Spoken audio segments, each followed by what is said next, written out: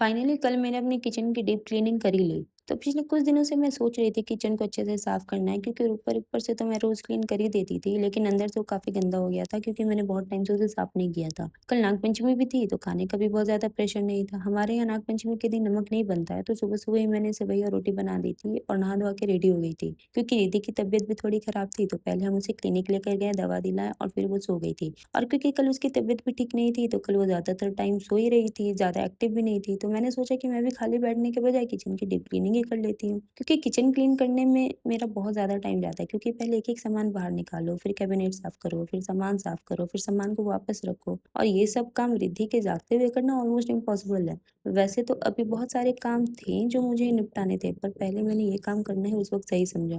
क्योंकि जब वो जगी रहती है ना, तो चीज़ें बहुत फैलाती है और एक काम खत्म करने के बजाय 3 नए काम शुरू हो जाते हैं मेरे। इसलिए अब मैंने एक चीज़ सीख ली है, पूरे घर को एक साथ परफेक्ट बनाने के बजाय मैं रोज़ थोड़ा-थोड़ा काम करती हूँ। आज किचन हो गया है, कल विंडोज़ और डस्टिंग कर लूँगी और इसी तरह धीरे-धीरे पेंडिंग सारे काम निपटा लूँगी। और सच बताऊँ, माँ बनने और घर पर रहने के बाद मुझे अपनी मम्मी की एक बात बहुत ज़्यादा अच्छे से समझ में आने लगी है। जब मैं छोटी थी, मैं सोचती थी कि मम्मी रोज़ ये छोटे-छोटे एक्स्ट्रा काम क्यों करती रहती है? क्या सुकून मिलता है इससे? घर तो साफ़ ही है, फिर भी कुछ ना कुछ करती रहती है। लेकिन अब समझ आता है, घर कभी पूरी तरह साफ़ होता ही नहीं है। बस एक काम खत्म होता है और दूसरा शुरू हो जाता है। और शायद इसी वजह से लोग जब कहते हैं ना कि घर पर ही रहती हो, तुम्हें क्या थकान होती है? तो लगता है काश एक दिन कोई सिर्फ़ घर के काम नहीं बल्कि उसका मेंटल लोड भी समझ पाता। क्योंकि होममेकर होना सिर्फ़ खाना बनाना, सफाई करना या घर सँभालना नहीं है। हर वक़्त दिमाग में ये चल रहा होता है, क्या बनाना है, क्या साफ़ करना है, क्या खत्म हो गया है, बच्चे को क्या चाहिए, कल क्या करना है। शायद फिज़िकली से ज़्यादा ये चीज़ हमें मेंटली थका देती है। और जो लोग ये सब रोज़ करते हैं ना, स्पेशली मॉम्स और homemakers, I think they will understand exactly what I mean.